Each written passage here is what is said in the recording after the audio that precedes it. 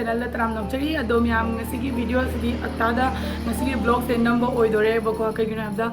khoi mama se ngarang thungare bako khoi jumda doma se makhanau da na badagi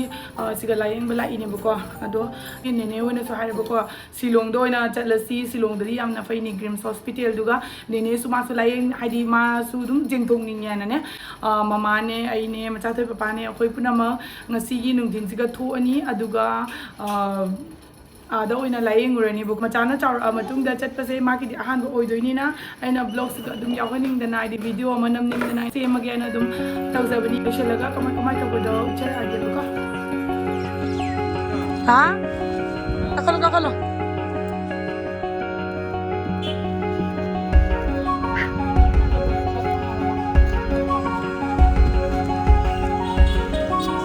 खाना पर अंदर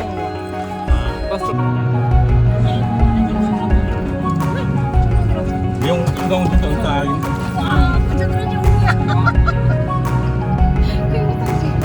Biyang to. Bisale.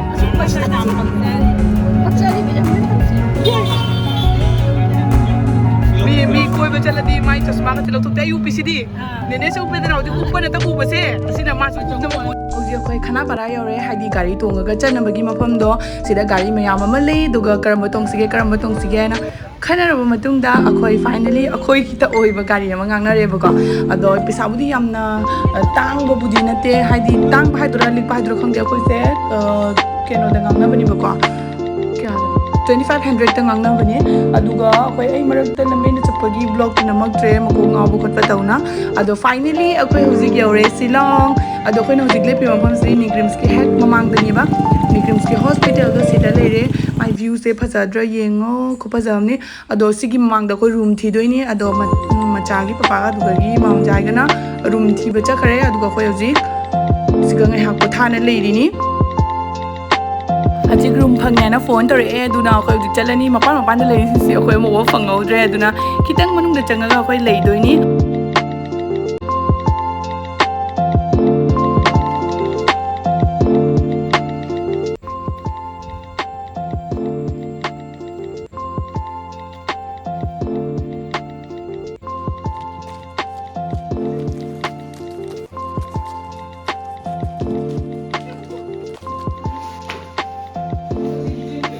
पोथाबगी room अमा फंगबसरी याम साथीना नुंगाय खोजि अखोइना लेदबा रूम दो फंगे अदुगा सिगा ख्वाइदगी नुंगाय बाहरगा सिगा किचन अवेलेबल होय हाबदि किचन यावेबा औना याम साथीना नुंगायबा ओइ खरे अदुगा मचा कना सानारि सेजिगा अखोइ रूम मनी लौगेना तबदो खोइ पुन्ना अदुम लेमिन फंगो पसा यामनि तंग ओइना लौरे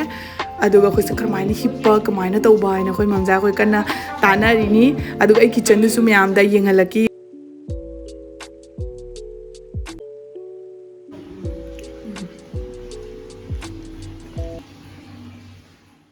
ado kitchen siga gas cylinder se ayawbani bu ko aina chukhalaga khayenge ayawbani noina dum thongaga laga chaninga so dum chaba yaya na moina thambane aduna khoi hojik lakpagi wabna lore aduga ngayak potha loraga nene na chalaga achapot myam ama leire khoi mamang gi dukan dugagi aduga sigi popcorn masala popcorn se mamjana thugara hona taste tobani yam sathi na hore am sathi na horami bu ko doctor gi appointment na hayeng ayuk lo doini aduna khoi hayeng ayuk nganta hospital da oina chalani ngasi gi di potharani dum marang jarang oibani na wa phajana ngam ngamdre aduga khoi hoji hotel da leire bako ado mama hoi nene hoi sumanung da lei aduga mafam se ngo weather se ko pajama sanda taram dagi se weather yam phajai adu digi khoi chatlini bako sanda tare nene kainom ning jangai masi gi kuai siga ado mafam se yam sathi na phajai ai ulake ngo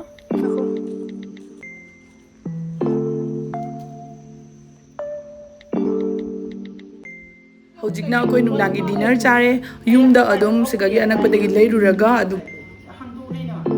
the next day ꯑꯗꯨ ꯃꯌꯥꯝ ꯍꯧꯖꯤꯛ ꯑꯩꯈꯣꯏꯅ ꯍꯣꯁꯄꯤꯇꯥꯜꯗ ꯂꯥꯛꯑꯦ ꯃꯥꯃꯣꯒ ꯃꯥꯒ ꯉꯟꯅ ꯆꯠꯅ ꯑꯦꯄꯣꯏꯟꯃꯦꯟ ꯂꯧꯍꯜꯂꯨꯔꯦ ꯑꯗꯨꯒ ꯃꯥꯒꯤ ꯃꯣꯏꯒꯤ ꯗꯣꯛꯇꯔꯒꯤ ꯃꯐꯝꯒꯤ ꯈꯨꯐꯖꯁꯦ ꯑꯝꯇ ꯌꯦꯡꯉꯣꯕꯀꯣ ꯃꯥꯒꯤ ꯒꯦꯠ ꯅꯨꯡ ꯌꯥꯝ ꯐꯖꯩ ꯑꯗꯨꯒ ꯃꯃꯥ ꯍꯧꯖꯤꯛ ꯗꯣꯛꯇꯔꯅ ꯀꯧꯔꯛꯀꯅꯤ ꯍꯥꯏꯅ ꯑꯩꯈꯣꯏ ꯃꯄꯥꯟꯗ ꯀꯟꯅ ꯐꯝꯅ ꯉꯥꯏꯔꯤꯅꯤ ꯀꯔꯝꯕ ꯃꯇꯝꯗ ꯀꯧꯔꯛꯇꯣꯏꯅ ꯍꯥꯏꯅ ꯑꯗꯨꯒ ꯑꯩꯈꯣꯏꯗꯤ ꯑꯗꯨꯝ ꯂꯣꯏꯅꯅ ꯆꯠꯄꯅꯤꯅ ꯃꯄꯥꯟꯗ ꯑꯗꯨꯝ ꯐꯝꯅ ꯈꯣꯠꯅ ꯉꯥꯏꯅ ꯂꯩ ꯇꯨ ꯑꯥꯗ ꯃꯤꯡꯖꯦꯟ ꯆꯤꯡꯅꯤꯡꯉꯥꯏꯐꯥꯎ ꯂꯩꯍꯧꯗꯦ ꯀꯩꯁꯨ ꯍꯧꯖꯤꯛ ꯗꯣꯛꯇꯔꯅ ꯀꯧꯔꯛꯄ ꯉꯥꯏꯔꯤ A few inches later. ꯑꯗꯣ ꯃꯌꯥꯝ ꯁꯤꯁꯤꯅ ꯄꯨꯂꯤꯁ ꯕꯖꯥꯔꯅꯤ ꯑꯩꯈꯣꯏ ꯗꯣꯛꯇꯔꯗꯒꯤ ꯍꯜꯂꯛꯑꯒ ꯍꯥꯏꯗꯤ ꯔꯤꯄꯣꯔꯠ ꯀꯩꯀꯥꯗꯣ ꯍꯌꯦꯡ ꯂꯧ ꯍꯥꯏꯅ ꯑꯩꯈꯣꯏ ꯄꯨꯂꯤꯁ ꯕꯖꯥꯔꯗ ꯀꯣꯏꯕ ꯂꯥꯛꯏꯅꯤ ꯑꯗꯨꯒ ꯁꯤꯒ ꯐꯤꯔꯣꯜ ꯐꯖ ꯐꯖꯕ ꯌꯥꯝ ꯊꯣꯛꯑꯦ ꯑꯗꯨꯒ ꯇꯥꯡꯕꯗꯤ ꯈꯨꯇꯥꯡ ꯑꯃ ꯆꯥꯗꯅ ꯇꯥꯡꯉꯦꯕꯀꯣ ꯍꯥꯏꯕꯗꯤ ꯁꯤꯒꯤ ꯕꯦꯛꯁꯦ 600 ꯔꯨꯄꯤꯁ ꯍꯥꯏ ꯑꯗꯣ ꯑꯩꯈꯣꯏꯅ ꯅꯦꯅꯦꯅ 300 ꯍꯥꯏꯅ ꯍꯥꯏꯔꯨꯕꯗ ꯌꯥꯔꯛꯇꯦꯕꯀꯣ ꯄꯣꯠ ꯆꯩꯁꯤꯡꯁꯦ ꯑꯁꯦꯡꯕꯗ ꯍꯥꯏꯔꯨꯔꯒꯗꯤ ꯌꯥꯝ ꯇꯥꯡꯉꯦ ꯑꯗꯨꯒ ꯆꯥꯕꯗꯗꯤ ꯌꯥꯝ ꯍꯥꯎꯋꯦ ꯑꯗꯨꯒ ꯁꯤꯒꯤ ꯂꯩꯒꯁꯦ ꯈꯨꯇꯥꯡ ꯑꯃ 4,000 2 3 ꯌꯥꯝ ꯂꯥꯏꯅ ꯍꯥꯏꯗꯣꯔꯛꯑꯦꯕꯀꯣ ꯑꯗꯨꯅ ꯂꯩꯉꯩꯁꯤꯁꯨ ꯑꯗꯨꯝ ꯌꯦꯡꯉꯒ ꯑꯩꯈꯣꯏ ꯂꯥꯛꯑꯦ ꯂꯩꯔꯛꯇ꯭ꯔꯦ ꯀꯩꯒꯤꯅꯣ ꯍꯥꯏꯕꯗ ꯑꯩꯈꯣꯏꯗꯤ ꯄꯩꯁా ꯌꯥꯝꯅ ꯄꯥꯏꯕ ꯃꯤꯗꯣ ꯅꯠꯇꯕꯅꯤ나 ꯑꯗꯨꯗꯒꯤ ꯂꯩꯗꯣ ꯌꯥꯝꯅꯗꯤ ꯐꯖꯩꯌꯦꯕꯀꯣ ꯐꯖꯁꯦ ꯌꯦꯡꯉꯣ ꯑꯝꯇ ꯑꯗꯨꯒ ꯑꯩꯈꯣꯏ ꯁꯤꯗꯒꯤ ꯊꯣꯛꯂꯛꯑꯒ ꯑꯃꯨꯛꯀ ꯃꯄꯥꯟꯗ ꯀꯩꯗ ꯀꯩꯀꯩ लेपो फोटो कापीगे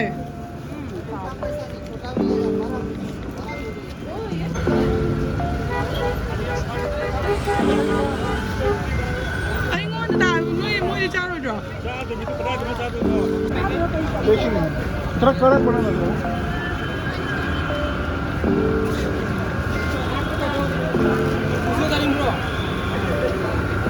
चाऊ ले रहे आदा मोमो ले रहे लोई ले रहे कम बचा ꯑꯩꯈꯣꯏꯁꯦ ꯅꯣꯡ ꯆꯨꯃꯟꯒꯤꯗꯅ ꯃꯣꯜ ꯃꯅꯨꯡꯗ ꯆꯪꯉꯛꯑꯦ ꯃꯥꯒꯤ ꯁꯤꯃ ꯂꯩꯕꯤꯅꯦꯕꯀꯣ गाड़ी ला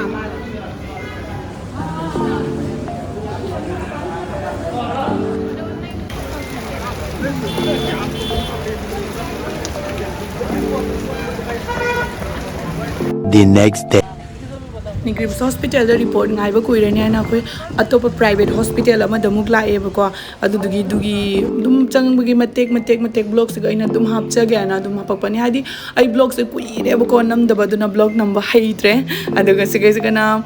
ꯃꯆꯥꯅꯨꯄꯤꯅ ꯃꯄꯥꯁꯤ ꯀꯌꯥꯃꯇꯤꯒꯤ ꯑꯣꯠꯂꯤꯅꯣ ꯌꯦꯡꯉꯣ ꯃꯥꯁꯦ ꯖꯒꯥ ꯑꯃꯗ ꯐꯝꯅ ꯂꯩ ꯃꯐꯝ ꯑꯃꯗ ꯐꯝꯅ ꯂꯩꯌꯨ ꯍꯥꯏꯕ ꯌꯥꯗ꯭ꯔꯦꯕꯀꯣ ꯑꯗꯨꯅ ꯑꯗꯨꯝ ꯑꯃꯗ ꯆꯠꯅꯤꯡꯅ ꯑꯗꯨꯝ ꯂꯩ मम्मा दे जंगा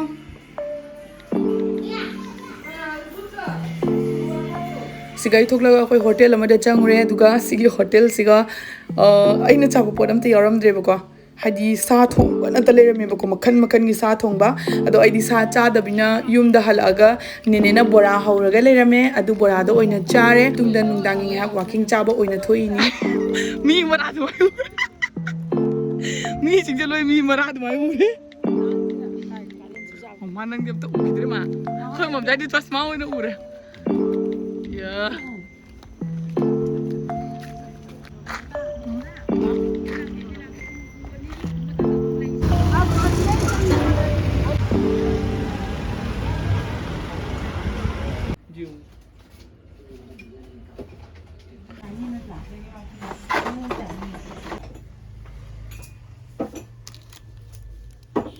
The next morning.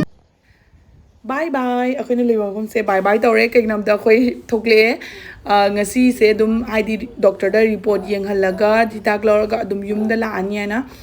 anaba yengbagi lakpaina tai dum numito yamna leitre leithadre bako aduna mafam khuphaja se amta yengo aina memorable oinabagi haina su lawrakpani yam ing chikna lang debako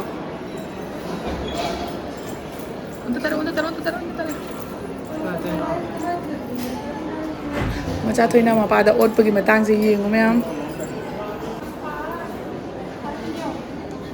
chalalo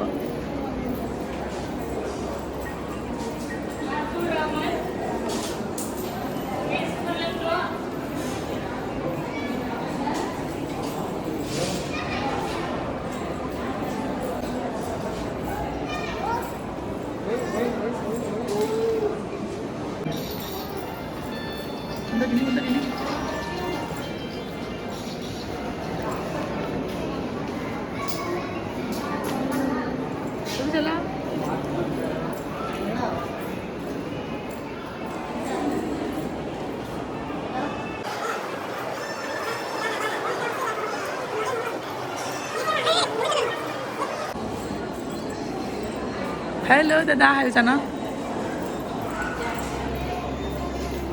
Undani ko. Finally, akogi gari la yumda hannabagi ado mamangda lakpa gari do macha to ueba ko mako ngaubra kenum taweba mase auduna koina handa kisiga gari achobo oina ticket ka aga tonge adu si gari se asingbagi haragadi yam tongba nungai aigidi first time experience ni ado tongjinge gi ngaya gari ngai tongai singi madam sega sana halle masu ngaya goina matam ngai boina adu ko gi akoi dum yumda chale ado aigi vlogs ni swai solution jeregi me bye bye.